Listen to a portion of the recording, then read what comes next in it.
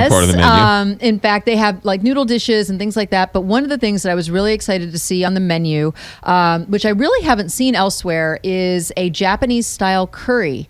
And so if you are familiar with like an English style curry that has a lot of turmeric, you know, that flavor of the stuff, like even in the jar, like an English style, like quote curry, unquote, not Indian style curry. English. It is that kind of flavor and aroma. All right. And it's lovely. So they make this kind of a curry sauce, and then they either pork or chicken, they kind of pound out a really nice thin kind of cutlet, and again, kind of fry that, but then slice it on the bias and serve it on top with a little bit of shaved raw cabbage, and again some lemon. So it's and it's served on jasmine rice. Clean eating. It is very clean. Well, Japanese food is very, very clean. It's all about simple and pronounced individual flavors and freshness. Okay, so I'm going to, the name of this place is Suddenly Sushi? Sushi Station. Like Suddenly Susan?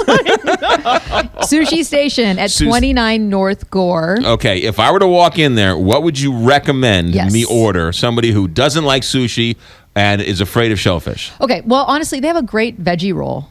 And if you want to ease your way into sushi and get used to just the textures and the flavors, like of the rice and the seaweed that kind of wraps it, things like that, definitely get the veg roll. All right. I'll get the veg. And it's wonderful. It really is delicious. And they also have fresh wasabi, which a lot of the wasabi that you see in sushi restaurants, that kind of green paste, is like reconstituted from a wasabi powder, and so they actually do have fresh wasabi root, which is not found on a lot of menus. So it's really nice to see that. And so they have a lot of different rolls and all that kind of stuff. So go and just take a look at the menu. It's great. And I want to say congratulations to Pui, who is the co-owner. I met her a million years ago when she was serving at a restaurant in the Loop, and I honestly didn't know that she was co-owner of the restaurant. I walked in and she was like, "Hey," and I was like, "Hey," and she said it's been her lifelong dream to open up her own place. And so her partner is a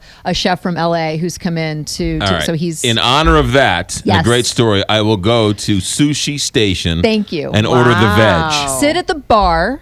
I can do. Order the they have a great sake selection. Order the vegetarian roll, the veggie roll, and then just tell the sushi chef that this is something that you're new to, and so I lost a bet with Cat Neville, and I'm forced to come in here and please help me out. All right, fair enough. And get the curry. Get the curry. Yeah. The English curry.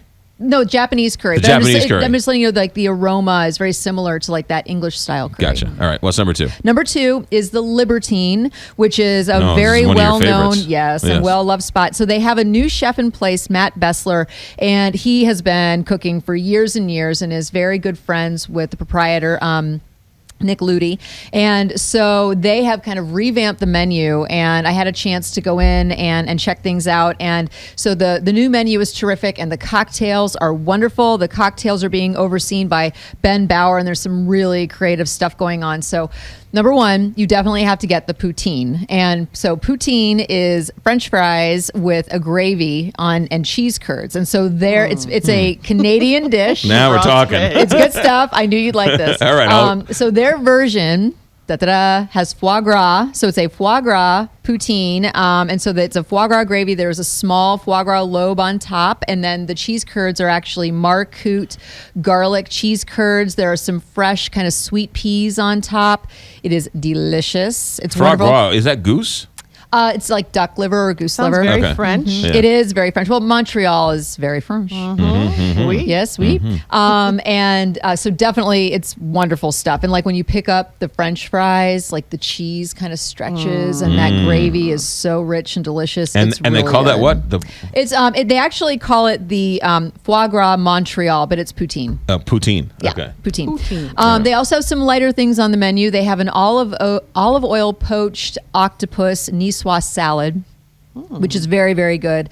With the eggs that have kind of like that are cooked enough so that the interior yolk is still really nice and kind of held together but runny. Yeah. Really lovely. And then also that has obviously some like the green beans, all the classic niçoise. They also have an aqua pazza on the menu with a snapper and blistered cherry tomatoes that is light and really lovely. And then of course they have they have their burger and steak frites and all this kind of stuff, mac and cheese. But I was really impressed. There was a dessert that I had that was kind of like a brown butter cake that was served with a confit pineapple ice cream. And I was like, this is really interesting. But then they brought out this cocktail to pair with it, the Robin's Nest Reverie. And it turns out that it was that cocktail that led to the creation of the ice cream, because the cachaça that is used as the main spirit in the cocktail is actually a duck fat washed pineapple infused cachaça. That's a mouthful. Pineapple? Yes. Duck fat infused. Duck fat washed pineapple infused cachaça. Yes. And so long story short, the pineapple that came out of that process was then used to make this ice cream. So pairing that with the dessert, it was great. It was a ton of fun. Libertine is on Forsyth? Yes. In the Centene building. No. No, okay. It is down the street, and I didn't write down the number of it's down the street across from the World. It's across from the courthouse. From the courthouse. Okay. Yeah. Oh yeah, right there. Yeah. Exactly. Yeah. Sorry, I can't remember the. No, that's all right. That's better. Sort of catty corner to the Commerce Bank there. Absolutely. Yeah. And they do offer valet parking if you can't find a spot to park. But it is just a great spot. Everything was lovely. Feast Magazine, Yes. Feast TV, Yes. feastmagazine.com, Yes. Feast Magazine, Yes. Feast.com. What's the latest? Taste and See is this Friday. Please join us. It's only $17. It is Pappy's and Four Hands Beer and Chalmette Wine and Pint Size Bakery, Mission Taco, live music. It's going to be on the Public Media Commons right there in Grand Center. And so come and join us. It's going to be a ton of fun. For more information, feastmagazine.com. Yes, that's right. And anything, when's the next TV show?